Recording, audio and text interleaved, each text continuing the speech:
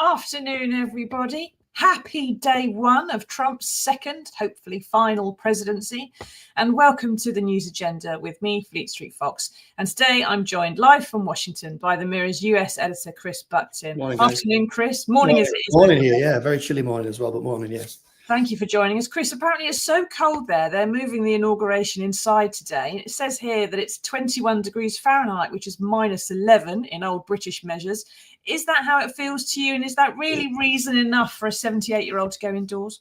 It's currently minus 5 degrees. That's the thing. I mean, it's been colder. And I think in 2017, he was a little bit obviously younger then, but it wasn't far off that. It's certainly not the minus 13 that Ronald Reagan was inaugurated in. Back in the day. So there's a lot of conspiracy theories around that. People are saying, is it a security issue?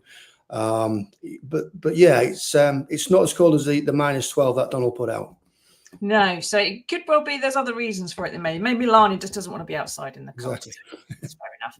Now, this is the People's pay-per-view, everybody. Don't forget to get into the comments, ask us your questions. We'll do our best to answer them for you, including what on earth is America up to? Those of you listening later on podcast will just have to ask yourselves whether being a rapist and a convicted felon should preclude anybody from holding public office anywhere. So what have we got for you today? Well, the Mirror splashed this morning on the release of British hostage Emily Damari by Hamas last night in the first hostage handover of the Gaza ceasefire. And she had 2 fingers less than when she was taken, but said she was filled with love, love, love, in her words, for her family, including her mum, Mandy, who's pictured there and has endured an incredible 15 months with barely any proof that her daughter was alive. Chris, this is an international story, of course, with people involved all over the world brokering this deal to bring the conflict to an end. But there in the US, both the outgoing and incoming presidents have claimed credit for it. Was it really down to one or either of them, or was it a bit of both? I think it's a little bit of both, to be honest. I think both can claim a part credit for that. I mean, Trump is obviously claiming the credit for the timing of it. I mean, there's no doubt in Stephen Witkoff, the negotiator, there's an experienced guy who clearly got things going. But whether it was down to Trump solely, I'm not so sure. Trump's legendary for taking credit for practically anything that goes on in the world if it's good, and obviously washes his hands on anything that goes bad. There's a long way to go regarding the peace deal, isn't there? I mean, the hostages, it's fantastic that they're coming out now. But we need to see where this plays out, whether there's going to be lasting peace in the Middle East. It remains to be seen under a Trump presidency. Yeah, it's kind of unclear quite how he's going to handle what on earth's going on there. Dabble says, what on earth America's up to? We've been wondering that for about 250 years. They seem to keep doing different things. Get into the comments, everybody. Let us know what you think. How do you feel about the Middle East situation? Do you feel it's safer with Trump in charge, or there's more of a risk? Could be either way, of course. The issue for Gaza now is whether that ceasefire holds, whether the violence stops, whether the dog really keeps barking at the postman there, and whether there's actually going to be a long-term two-state solution. Now, Chris, I'm old enough to remember when Trump was in office before, he moved the US embassy from Tel Aviv to Jerusalem, which was really incendiary thing to do, wasn't it? Because Palestinians and Israelis claimed Jerusalem. And it was said at the time to have caused an uptick in the conflict. What's he going to do this time? Might his weight and bluster actually, push these two enemies somehow into making a deal, even if it is just to get away from him? Yeah, I obviously you've got to throw in the personal interest for Trump as well with Jared Kushner. Obviously, Jared Kushner was heavily involved. His son-in-law married to Ivanka. He played a pivotal role in that and obviously pushed for the change to Jerusalem. Whether this is going to play, I mean, I think the threat that Trump poses, I mean, if you remember rightly, only last week he was saying unless those hostages are released, it's going to be all hell to pay. I think the threat that Trump poses is of natural concern to all parties in the Middle East and beyond that, to be honest. However, what I would say is before he's talked about a red line before. If a red line is crossed, particularly with Iran back in the day, and when the red line was crossed, he failed to take action. So I think what's the concern is when you've got what Biden had. We all know Biden's faults, and he has got faults. But what Biden had was he had career politicians, career statesmen and women around him who could advise him, whereas Trump just fills it with these friends, these donors. In Peter Hesketh, who's going through the process now to get the Secretary of Defense, it really does beg the question: does this guy, who has obviously got so many allegations against him, is he best placed to run the Pentagon? Well, the clear answer is that he's not. And I think that has a knock-on effect, obviously, how the military will perform. And whether Trump's ready to invoke the military or not in the Middle East, I would be very doubtful. You've got issues there, haven't you? If you've got someone at the top of the military or the intelligence apparatus, or even in diplomacy, who's not considered not just a career politician, but someone who knows what they're doing. So, someone who just imposed, let's just say, a newspaper columnist, for want of a better idea, and go, let's give them the job of prime minister or president or anything else. It's obviously going to go a bit wrong, as we saw when Boris Johnson, who was only used to dealing with 500 words at a time, was prime minister. And you do that when the person in question is the top of the defence. I mean, there's going to come a point where the generals just go, no, isn't there? And say, I'm not going to do what you tell me. No, you're right. I mean, in Hesse, you say about newspaper columnists, the guy's a former Fox News presenter. His military experience is not the most stellar in terms of what he achieved, but beyond that, you look at the infidelity allegations, the sexual assault allegations, then you look at his running of companies that have ended up in massive fraud investigations and debt, and then he just shies away from that. And then to run, I think it's a $9 trillion company in terms of the US defense. It really is quite a concern, and should be a concern beyond these shores, really, to the rest of the wider world, what this guy is going to do. That's the issue, isn't it, with Trump? If you recruit yes men, then you are overlooking the fundamental weaknesses of some of your appointees, and that it's those weaknesses that may somehow undermine whatever your legislative program is going to be, if you're just appointing loyalists. But that is the one story we've got in town today, and it is the political comeback no one was expecting. It was just 1,475 days ago, and Donald Trump had to be jemmied out of the White House with a crowbar and some WD-40, while his crazed supporters went on a murderous rampage through the Capitol. Now, today, he is going to be inaugurated as the 47th president inside, in the very room, in the dome, under the dome, in the rotunda, where his rioters were pictured back in 2021. Only this time, he's going to be doing it with 77 million voters on his side and a new spring in his step. Now, Chris, it says there in the paper, let the fireworks begin. You were living in the US back when Trump was last in office, and all the fireworks we had then. He had to leave in a fair bit of disgrace and public disgust. And frankly, everyone thought that was the last anyone would see of him. How is it possible that he's back again? Have the Americans just forgotten about it, or have they somehow reconciled it? It's incredible. Let's not take it away from the guy. Of all political comebacks, it's probably up there as one of the most historic, certainly in US history, to come back to where he has. I think the problems with the Biden administration as it went on, the concerns over his ability to govern at his age, became to the fore. I think Biden has a lot to answer for in terms of when he passed the baton over to Kamala Harris. But equally, I think the one thing that Americans seem to center upon is many of them don't really care what goes on between the shores, between the East and West Coast. They care about how much is in their back pocket. And Kamala never really played into that, whereas Trump did. And Trump promised them that he would get money back in the pocket. The reality is, if he puts these tariffs in place that he's talking about, they're not going to be there. Inflation's going to rise, grocery prices are going to rise. But to a lot of his MAGA supporters, he's still that god to them. So whether that matters or not is another thing. But the mandate that he claims to have, I think, and the executive orders he's going to put in place, whether he has the ability to put them in place is another question, and see how long they'll last. Certainly he'll sign them off, and he will do from day one. But whether they'll have a lasting effect in America, I think that's going to be questionable. Yeah, it's all very much a case of what's going on in front, I suppose, is a showman, what you can see and what's actually going on behind the scenes. And on Twitter, Tony the Sheep says, "Don't take your eyes off UK politics. He'll be wanting to bury the bad news today. Trump's a story, but Labour are going to be hiding a lot under his cover. I'm sure he will be getting blamed for things from a variety of governments around the world." Linda says, "Isn't it about time America had a national health service? Imagine having a felon as a president." Both those things, Linda. Yes. Not going to, though, I would have thought. There was a fantastic lady called Frances Perkins, who I think in the late 19th, early 20th century tried to get nationalised health into the States. Didn't get done, and Frances was woefully forgotten, although she is responsible for the entire welfare system in the US now. So one of the things that's different this time with Team Trump is that he's got a plan, right? Last time I don't know if he was expecting to win, Chris, but when he did get in, he didn't really have the team. He wasn't really quite aware of how everything was going to work. Since then, he's cleaned out his team, all those who thought the politics ought to be done by professionals. He's replaced them with, as you said, these people who won't say no to him. And they've got apparently 200 executive orders, which will have, immediate force for him to sign on day one to do some big showy stuff that will make it look like he's doing what he said he was going to. The first of them, probably, and the one that's going to get most traction, especially over here, is sending immigration raids into cities like Chicago, probably in the next 24 hours, to scoop up undocumented migrants.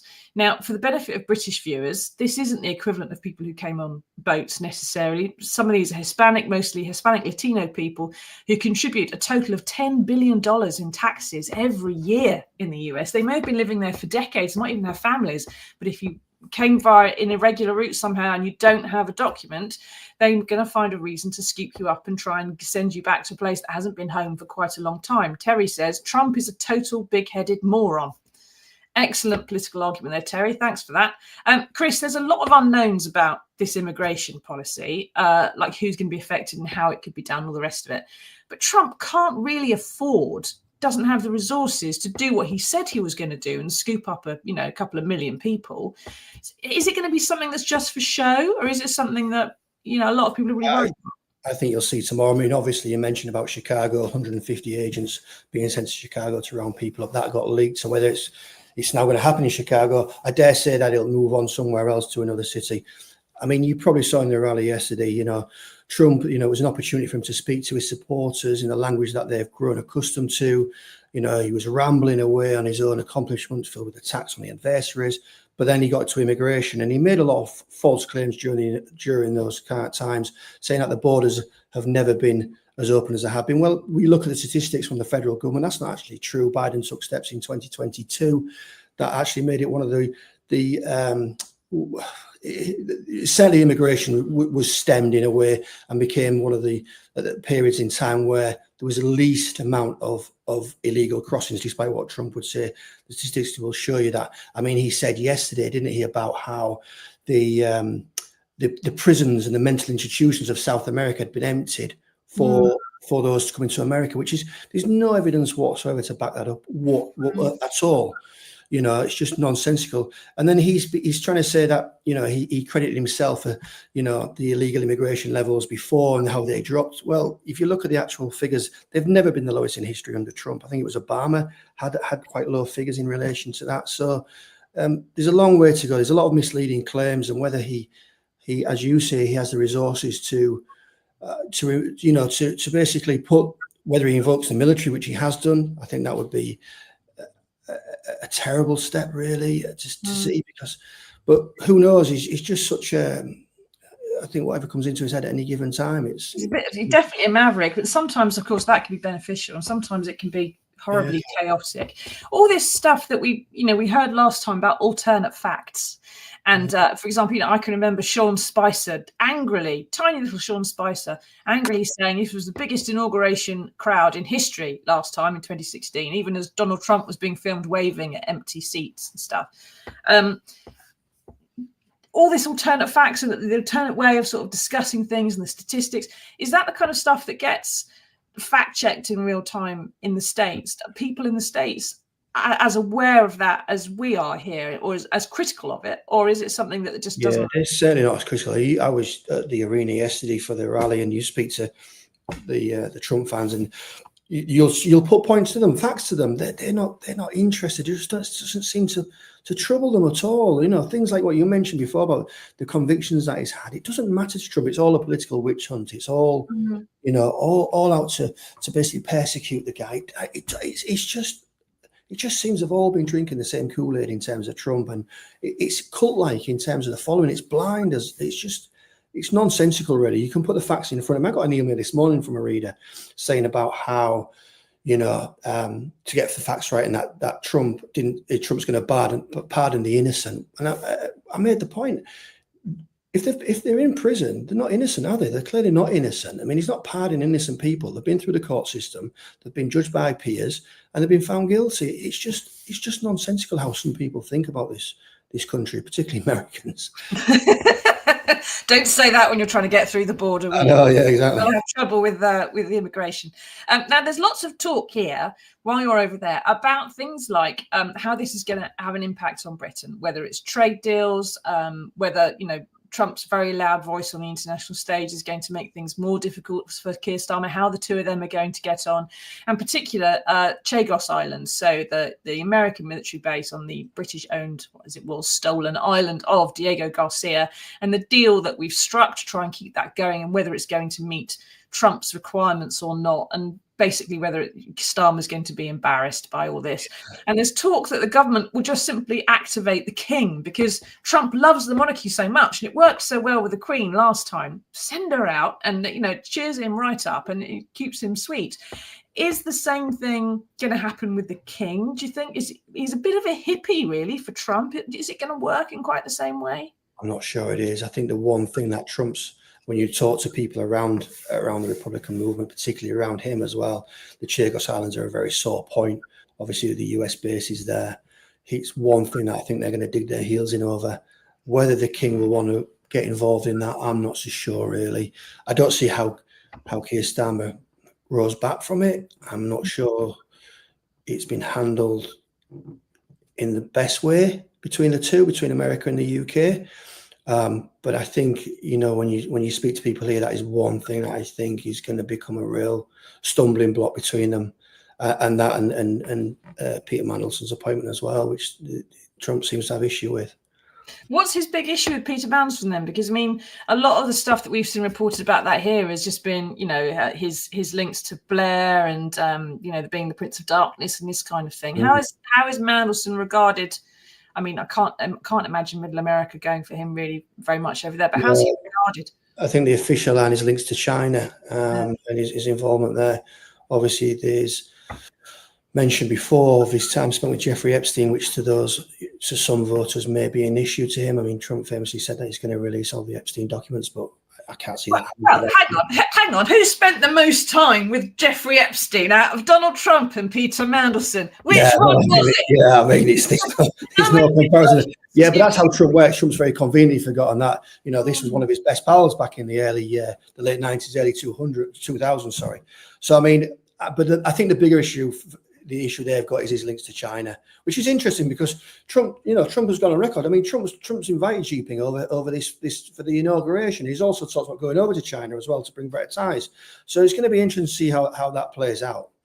Yeah, and interestingly, there's one thing we've got to talk about TikTok. Even those of us who are too old for it, and Chris is one of those few reporters who's held out even from Twitter. God bless you. Yeah. May you long continue to be somewhere else. The fact is that got banned under Biden because of a court ruling that it was too close to the Chinese state. Yeah. Trump is now saying that he's let it all back, is going to go again. But part of that is going to be a deal where he wants to buy half of TikTok for the US government. So suddenly he hates China. He's got a big problem. He's really hawkish, but he's going to go into business with them. I think Trump will. I think there are many people around Trump who believe that Trump yesterday mentioned at the rally about the young voters. You know, he had this historic young vote, which again was not true. His speech was filled with the kinds of misleading, exaggerated claims. You know, one of them that he had the youth vote by 36, which he puts down to the mobilization of social media, particularly TikTok. He mentioned actually he had one guy in there, some 20-year-old, in his campaign, who was this wizard who got Trump to the TikTok masses.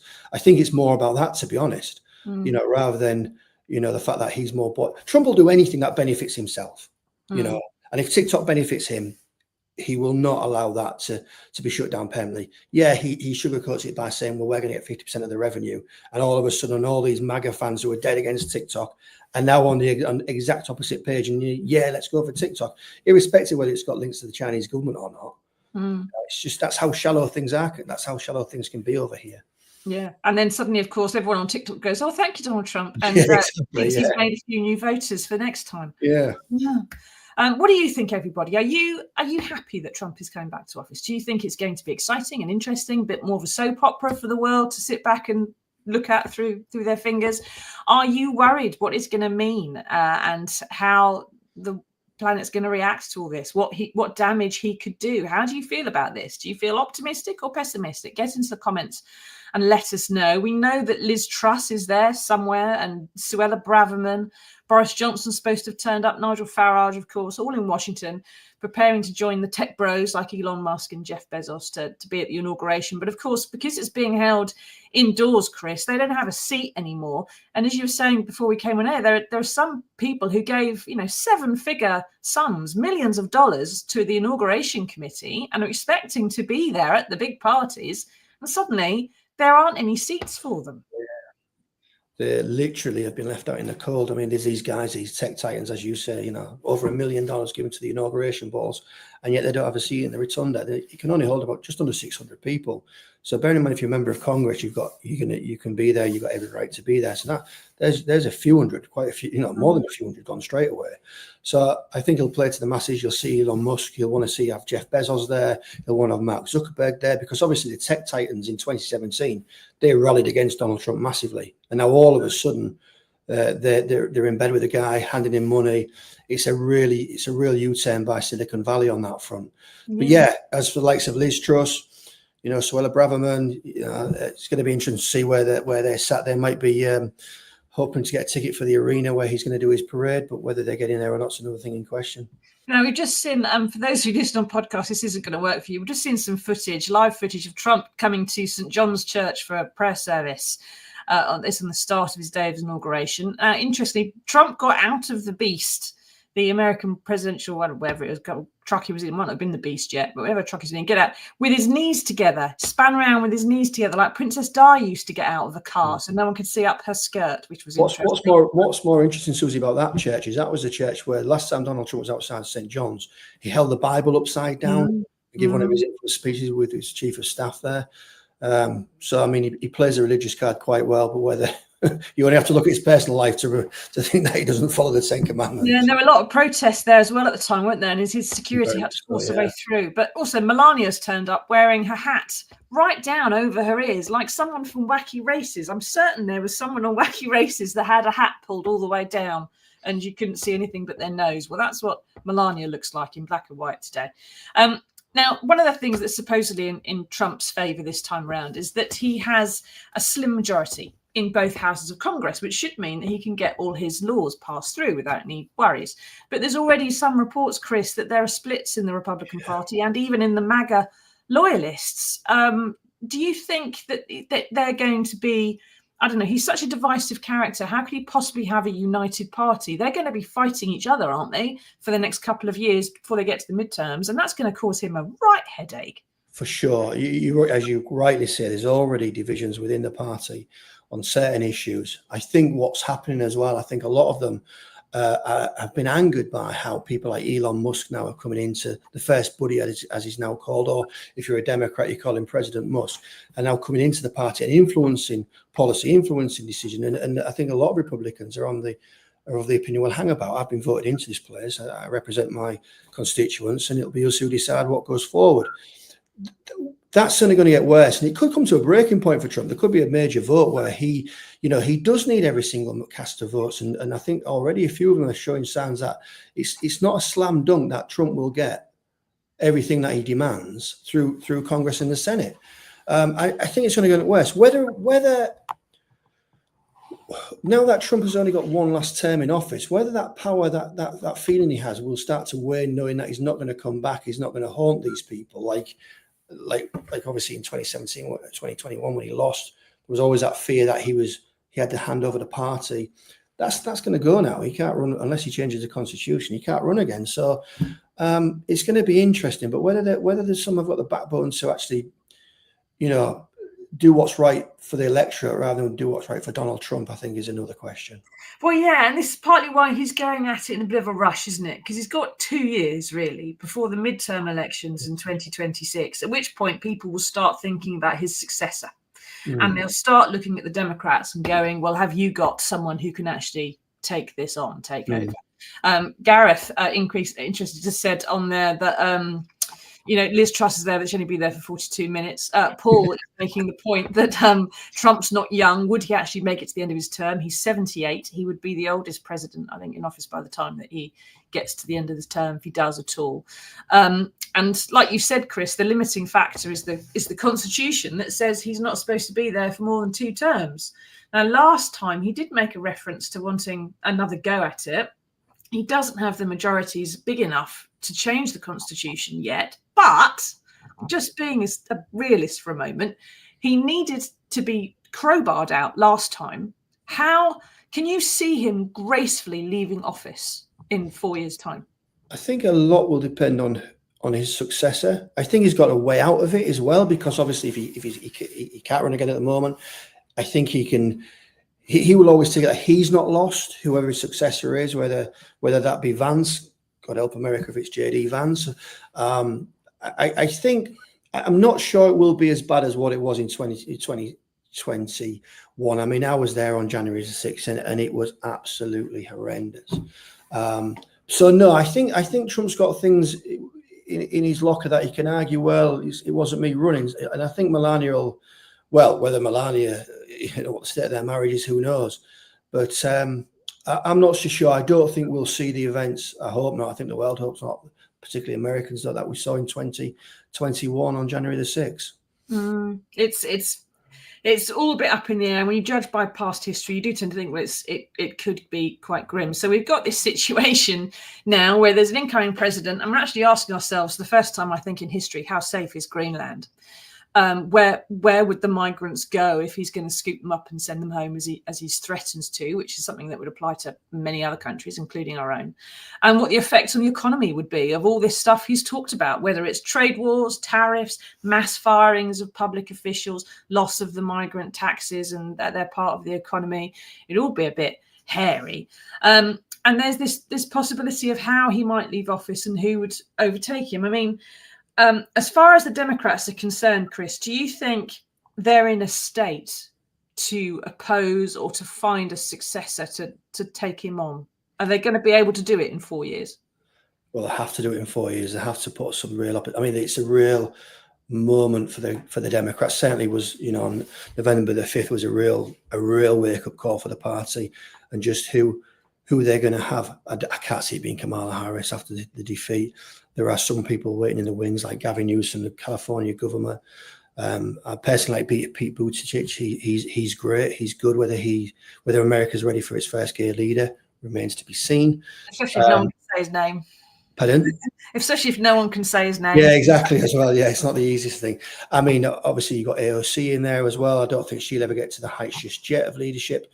But yeah, it's difficult. I mean, it's difficult to know because a lot of the Democratic Party are in their twilight years in terms of their political career. The heavyweight ones, aren't they? So obviously you need that younger group coming through, and Gavin Newsom, I think, would be the natural successor to that. Yeah, I think some younger blood, some fresher blood, perhaps in the Democratic Party can't hurt after the last. Yeah, but saying that, Susie, the Republicans have got quite an old party as well. Let's not kid ourselves. I mean, it's like you're saying the JD Vances of the world, but beyond that, you look at the Senate. There's quite a few dinosaurs in there that will be moving on. So it's going to be very interesting to see come the next election where both parties are and who the leaders will be. Probably people we've not even discussed today. Yeah, I tend to think the limiting factor on Donald Trump is either donuts or the hand of God, whichever gets to him first. Yeah. Probably donuts. Richard says, what happens to their decrepit roads and bridges if public spending is hived back? That's one thing, actually. We should talk. That was supposed to be Biden's legacy. It was a big infrastructure bill. He spent a lot of political capital on, something that wouldn't produce any real results for like a decade after he's left office. all the money that he's committed to that and all the work that he did on that, which should be fixing some of this stuff, is that something Trump can now just pull back and it never gets spent and it's failed? He could pull that back as well. And you look at what he's talking about and the way he's posturing. He wants his money to go elsewhere. You know, the military, various other options to him. You know, the resurgence of oil and gas, drilling. So I mean, there's every chance that he could on day one say, no, we're not doing this. We're gonna. You know, and then you get the option in 4 years' time where he's left it to rack and ruin for 4 years. There's been no building of infrastructure, and it's like, well, where do you pick up from there? So Trump seems hell bent on rowing back on a lot of what Biden has done, just for personal reasons. That's what he does. You got to bear in mind at the moment, Trump is inheriting, as he did with Obama. All right, it's not a fantastic economy, but and if you look at the world stage, it's a strong economy. You know, he's not inheriting a country that has the problems that he says when he does his rallies, by any means. You look at crime, for instance, the murder rate's dropped, serious dangerous crime has dropped as well. So I think for him, I think he's just basically setting his stall out to basically say, this is what I've inherited, and this is what we'll do. And I think the reality is it might be very different in come 4 years' time. Yeah, it's all about what he's got to sell, really, and what he manages to sell in the long term. Yeah, snake oil. Victoria says, how many of Trump's mates will be left in 18 months' time? They're all going to have arguments with each other. There's going to be legal rows with every single thing that Trump tries to do and lots of appeals and stuff. A lot of this stuff's going to get torn up. And Trump's reaction to all of that, Victoria, is going to be, well, they're blocking the will of the American people. It's a great question, that, Susie. You look at last time around in the election, 44 of 48 members of staff refused to back Donald Trump in the election. That says everything. The biggest one we need to watch out for, though, I think, is the fallout. I think it will come between Musk and Trump. That's going to be very, very interesting. You've got a guy, the richest guy on the planet, who's got massive influence. You know, he's on social media, in the world in general. And if that goes badly wrong, will Musk use X and his various outlets to then turn against Trump? We will see. Yeah, nice way to finish. I suspect they will do. They'll have a row about something. Massively, I agree. But, you know, goodness knows. One of Musk's girlfriends, one of Trump's wives. Who knows? Wes says it went from being so corrupt they can't win to it being too big to rig in the space of a month. Yes, Wes, it did. This is the world we're living in now, and it's Trump's world. So we all have to try and survive it like we did last time. On the upside, most of us did if we didn't drink bleach. So fingers crossed. Right, we have managed to find some good news in the world for you, and here it is.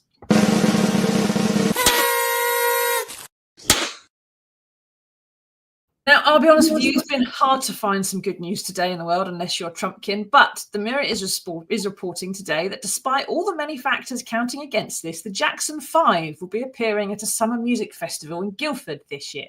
And of course, 2 of them are dead. One of them was a paedophile, but that's no reason to give up. So 2 of the original brothers and the son of the third, so really it's the Jackson 2.5 now, are going to team up to make a shed load of money. I mean, pretend it's the 70s again this July and do some of their old hits. Chris, is this proof, do you think, that no matter what wrongs may have happened in the past, there's always someone who'll just blame it on the boogie? There's always some redeeming factors, isn't there? I mean, we've seen a resurgence in these bands coming back to the fore. I think people want to go see it. I must admit, I think the remaining members, I'm sure there's some people who struggle to name the remaining members of the Jackson 5, to be honest. We all remember. I think right now we can all name the members of the Village People easier than we can. Right, yeah. I don't know. I'm sure they'll make money from that money spinning thing. Whether it's certainly not what it was, is it, though? I'm not sure I would pay to go see the Jackson 2.5 as it is now. No, but they'll have some fun, bless them. And it will just be a reason, I suppose, to sell a few more of the back catalogue, which is probably why they're doing it in the first place. I've got to settle all those suits that are still dragging on. Right, thank you for your time, Chris. We're going to let you go out into the freezing cold now. Yeah, thank you. And do your job. And watch your back. Make sure there's no Trumpkins hanging any journalists while you're out there. Thank you, everyone, for taking part and for watching. We'll see you again on Wednesday at our normal time of 9 o'clock for another news agenda, when we'll probably be able to talk about Trump again. Until then, everybody, stay safe, take care. Tatty bye.